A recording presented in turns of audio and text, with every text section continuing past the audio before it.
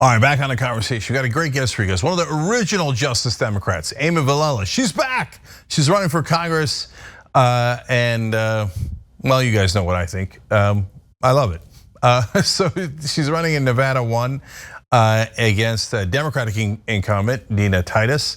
Amy, welcome back to the show. Thanks for having me. I'm glad to be back. No problem. So, of course, you were knocked down the House, and AOC was in that. She won in 2018 in our first cycle. Cori Bush was in it. She won in 2020. What are you going to do? I guess you got to win in 2022. I just, they got to make a sequel. That's just how the movie plays out. That's our hands are tied. Yeah. Okay, so first, let me ask generically, why get back into running as a candidate? I think we're in a very unique time where we really need to have bold leadership. In my district especially, when I was out and about, everyone is saying the same thing. Where are our representatives? Especially during COVID, this really got brought to light. As I was out there, sewing hundreds of masks for our frontline workers, organizing food drives, the same thing was being said, where is our leadership? Las Vegas is one of the hardest hit economically cities in the country, on top of having a huge housing crisis. And our leadership is not out there fighting for the bold solutions that we really need. I mean, I think they're intent on passing half measures if they pass anything at all. And why particularly Titus? Titus has been consistently ranked one of the least effective representatives in Nevada. She's been in office for over a decade and only has one bill to show for it. What we need is legislators who are in there and ready to fight and going to use every tool at their disposal to bring the bold legislation that we need. We know that it takes a lot of work just to get legislation to the floor. You have to work around the clock and really be fighting in order just to even get it to the floor. You have to be able to organize both in DC and locally in your community and with the frontline organizations that are on the ground. And this is something that's just not been happening. Politics really is about life and death decisions, and we need action now. We deserve more. So I remember people said, well, if you knock out Joe Crowley, that's really gonna hurt Queens and other parts of the district because he's the 4th ranking Democrat, and he does so much for the district. And of course, when Just Democrats asked, really? What does he do for the district? And no one had any good answer for that. Now, if you go back, even if you follow politics a lot, can anyone name anything that Crowley did? Whereas we can all name the things that AOC fought for and the things that you're gonna fight for. And it turns out fighting makes a difference. Same thing with Lacey Clay, sat around doing nothing. Then Cori Bush comes in and instantly starts fighting like crazy for the voters, for real people. And so just the size of the fight in the person makes a giant difference. I mean, look, all anybody talks about is the 10 Just Democrats. It looks like they're the equivalent of the rest of Congress. That's because they're bothering to fight. And one of the reasons is because you guys are not held back by corporate donors. Are you running with no corporate PAC money again? Absolutely, not taking a cent. For me, it's the moral thing to do, and there's no way that I'm taking a cent of it, knowing the part it played in my own daughter's death. Definitely not gonna have a dime of corporate money. So Amy, I know we talked about it a couple of years back when you were on the show several times, many times. But for folks who don't know, tell us what happened to your daughter and why that got you into politics in the first place. Yeah, definitely my entry into politics came on the heels of tragedy. In 2015, my daughter was going to school. She was working full time. She was wanting to become an RN. She moved out to Las Vegas home and drove from Kansas City to Las Vegas 22 hours. And she arrived with a red swollen leg. And I remember her telling me to look at it. And I was like, oh, you must have just sat on it wrong. And I was on the way out to a business meeting and I kept on getting phone calls. So I eventually took it from her in the meeting and she was crying and she had been told that immediately upon going to the emergency room she was told that, where's your insurance? And she said she didn't have any. They told her to leave. It wouldn't cost as much as she left now. She said she was gonna stay. They were asking her to call the insurance companies. I told her, don't worry about it. I got another phone call and she was crying this time in the back and saying, Mommy, they're not helping me. I've asked them for something for the pain. I told them that I needed more testing. I needed something like an MRI on my leg, and they told me to go get insurance and see a specialist. My daughter was Black. She had sickle cell trait on birth control, had a healing ACL tear, just driven 22 hours with a red swollen leg. And those are all symptoms and risk factors for a blood clot. And they essentially sent my daughter off to her death. She died from a pulmonary embolism. And that was the death of me as I knew myself then. At that point I had risen up to become a CFO, but I was reminded when she passed that we are only as strong as the most vulnerable in our communities. And if we're not fighting for each other, all of us are vulnerable. It's a lie to say that if we just work hard enough, we're safe. It's not true.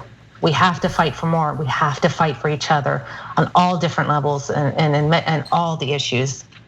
Amy, I actually think about your daughter often. Whenever my kids have an issue and we're wondering, should we take him in or not? I always take him in. Because you never know.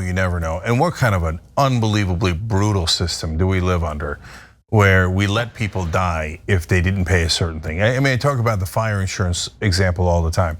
In America, that you used to have private fire insurance. If your house was burning down and your kid was inside, if you didn't have insurance, they wouldn't go in and rescue them.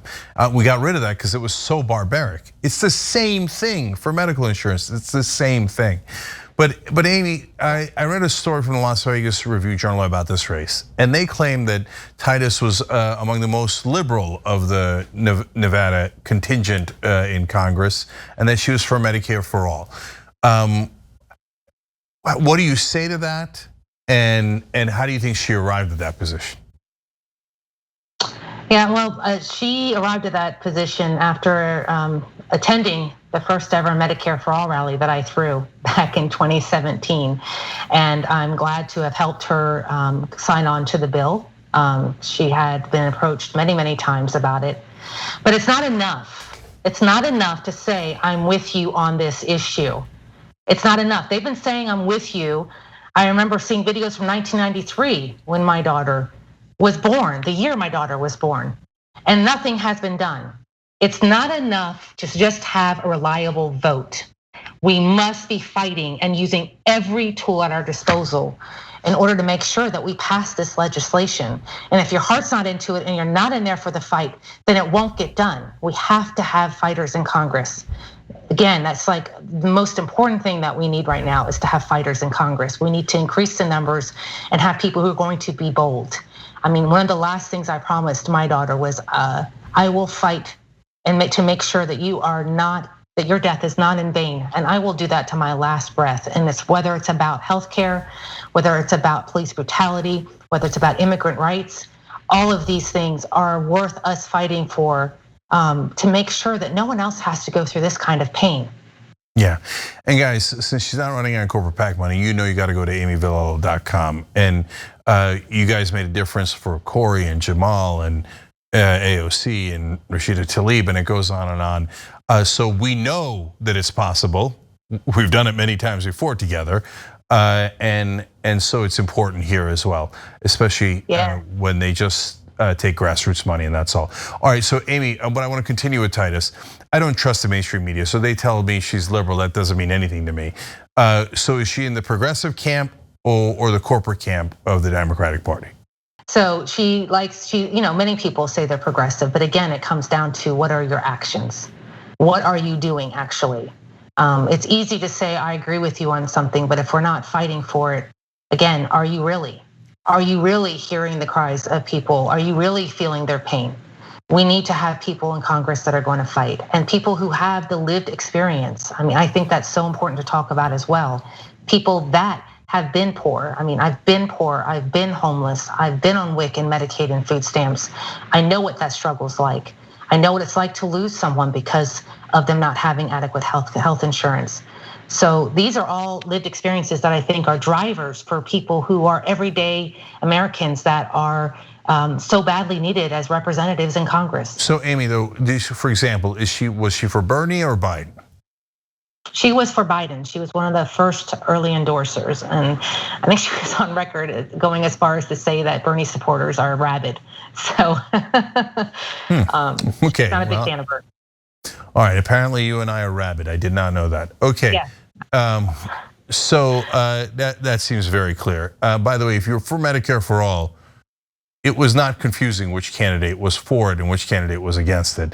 And I'm always reminded of Tim Ryan. Look, he's a guy that I like personally, but my job is to cover the news and politics honestly.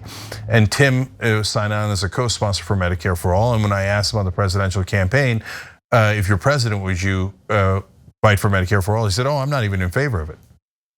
They just sign on because of politics. But if they get power, they don't actually want to do it. So whereas there's no question Amy wants to do it, none whatsoever. And so in terms of the incumbency, et cetera, again, people are going to say, well, okay, I hear you. Bernie won Nevada big, but how is Nevada won, and why are we going after a Democratic incumbent? So can you tell us about that? Sure. We have not stopped the organizing on the ground. We haven't stopped it even since my run, and it only increased during the primary. We have made a lot of relationships with organizers on the front line. There is a lot of excitement about getting someone in that's actually going to fight for the things that are affecting Nevadans. I mean, when we talk about Nevada, we're one of the fastest growing and fastest warming cities in the nation. Yet our representatives are trying to add the size of Washington, D.C. to the southern part of Nevada. Of Las Vegas. When we talk about, we have the largest undocumented immigrant population per capita, and still we saw they were left out of the COVID bill. These are things that our communities are on the front lines fighting for over and over again, and they want change. And we have a huge support system. We've seen the progressives even recently were able to take over the state party, and they also lead the Clark County Democratic Party. So we've made tremendous strides in making sure our voices have been heard, and people are excited about the possibility of having a representative that they can stand behind and work with, organize with, to make sure that the solutions that we need so badly are actually attained. All right, Amy Villela running in Nevada's 1st district. It's amyvillela.com. We'll have the link down below if you're watching later on YouTube or Facebook. And one of the original Justice Democrats. So Amy, great to see you again. Thank you so much. Thank you for having me on. I'd like to say too that this fundraising is the most important thing right now in our campaign. So it really would help if people invest now in our campaign. We're running against, like you said, an establishment Democrat. So all eyes are going to be on this campaign, and you can donate at amy.vegas/TYT. Oh, okay. God bless. Okay. I had to get that in there. All right, good. We'll put that link down below too. Okay, thank you, Amy. We appreciate you being in the fight. Thank you. Thanks for watching The Young Turks. Really appreciate it. Another way to show support is through YouTube memberships. You'll get to interact with us more. There's live chat emojis, badges. You've got emojis of me, Anna, John, JR. So those are super fun. But you also get playback of our exclusive member-only shows and specials right after they air. So all of that, all you gotta do is click that join button right underneath the video. Thank you.